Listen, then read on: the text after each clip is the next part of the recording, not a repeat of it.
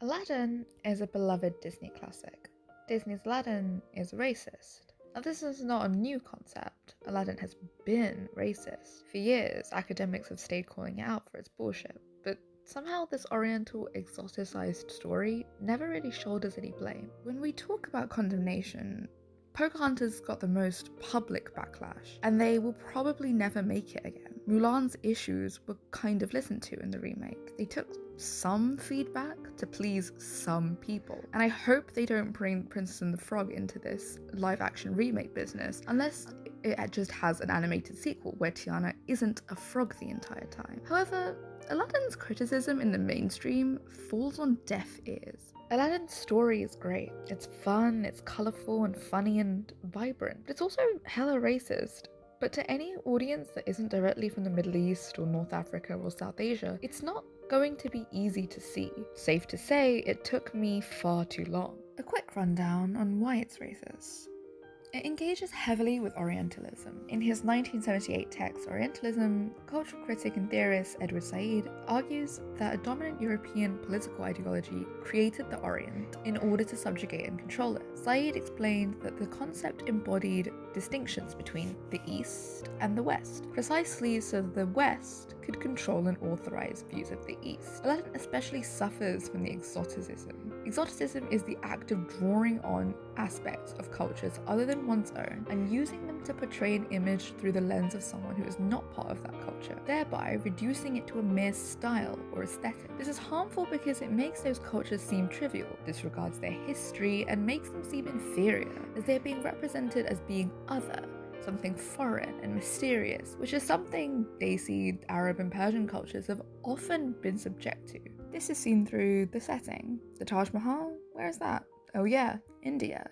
The deserts were designed around, oh, Namibia? Yes, this story was made originally in the 90s, where most stories weren't thoroughly researched. But when a Western company like Disney takes the reins of a culturally Eastern story like this, it gets to portray places where the writers, directors, and animators do not have ties to. The way in which they orientalize the setting becomes sinister, as they are people showing the public what the Middle East is supposedly like. They get to be architects of places they don't know. Unlike the lack of research in creating a Germany or Sweden, where the costumes and castles are not from the correct time period, people in the West know these European countries, as they're represented often. But with a setting like Aladdin's, it's showing places many of the West only see through this film. Aladdin doesn't give a toss about time period, when they didn't even care to give it a proper setting. They go out of their way to mix these cultures for visual aesthetics, because they have no connection to the story. They don't understand why keeping these cultural aspects intact matters. There is no understanding for why clothing is important in a region, and why setting plays into that. Issues like, if they were in a desert, they would be very covered and not dressed like Jasmine and Aladdin are, as sandstorms and general winds would become an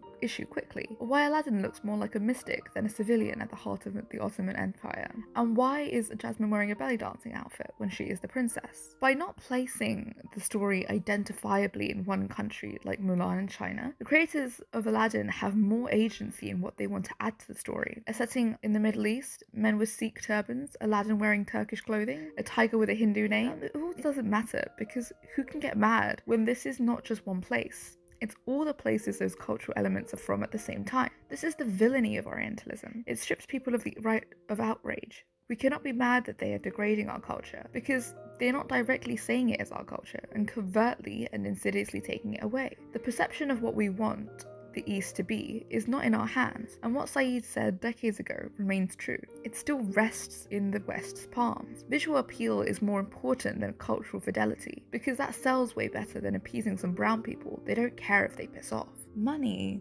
has always been more important than whether Aladdin decided to engage with Orientalist tropes. The addition of a weird Bollywood-esque dance sequence into the movie was to introduce the audience with something they knew was a brown thing. They might have seen these dance songs before, or if not, it's just a fun dance number. But when you watch it and you're brown, it's obviously a caricature of those types of Bollywood film dance sequences. It's a blatant draw on them and put into this world, to add something that they think is culturally relevant into this world, because they don't care about mixing up South Asian and Middle Eastern cultures. Visuals of a nice dance number that they believe can add a little cultural flair outweighs the Orientalist ideas of taking modern Desi tropes and inserting them into the 17th century Middle East. The actors are another aspect the crew did not care about. In the original, they literally didn't care and just casted whoever. But obviously, even if we chalk that up to being a product of its time, it's still racist. But now, in a more PC culture, as it should be, they had to find more suitable actors.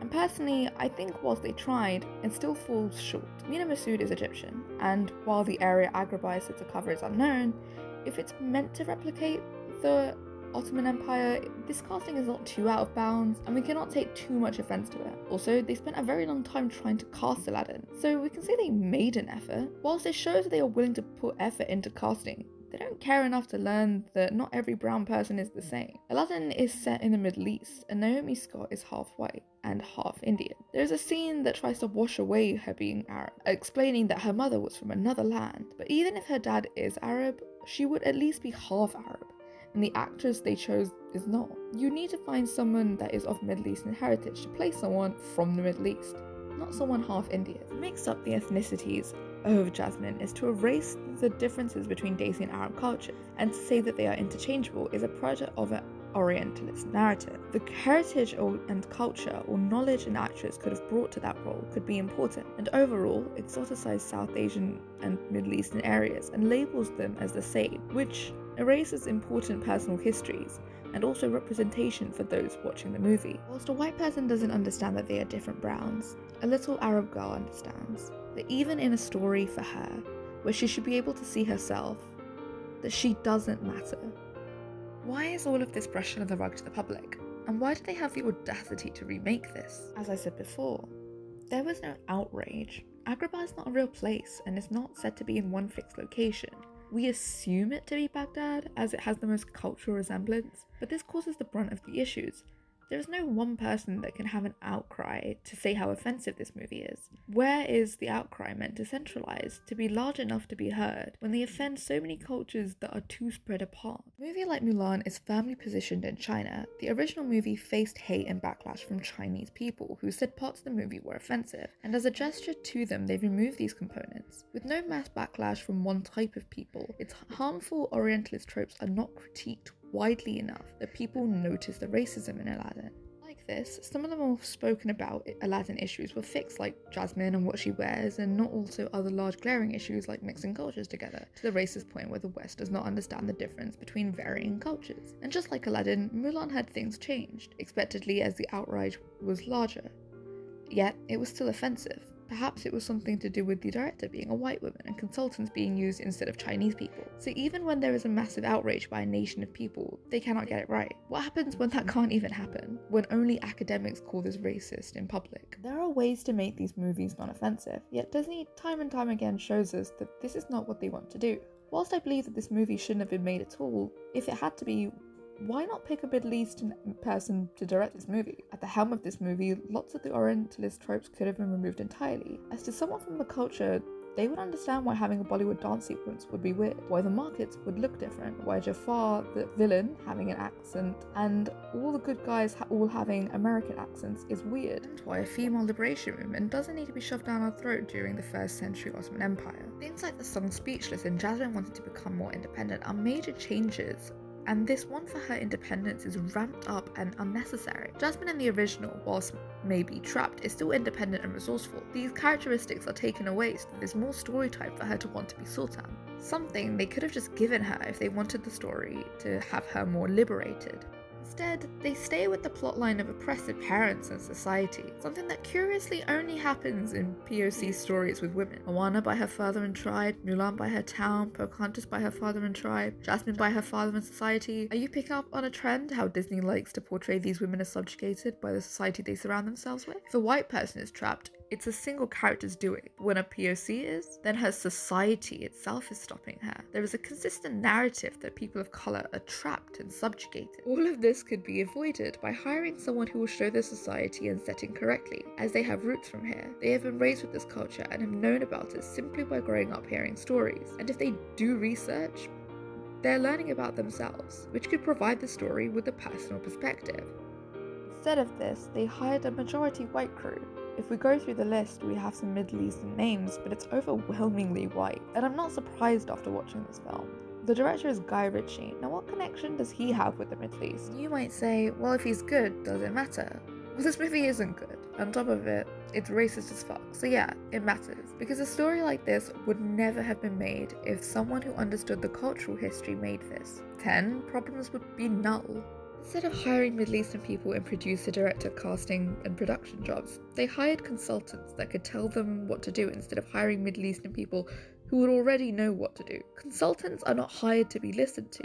They are hired so that the white crew members can say that they were present. The animators, costume designers, producers are overwhelmingly white. So if all these consultants were there to advise them, weren't just consultants who were Disney shills ready to tell the company what they wanted to hear. Why is there still so many Orientalist issues with this movie? Seems like they exist to absolve the white crew of guilt and problems and not to point out the flaws of this movie, but simply to agree and let Disney, the producers, and Guy Ritchie make the movie they wanted.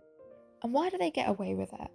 How do people keep making horrifically covert but racist movies? Because white people control the narrative.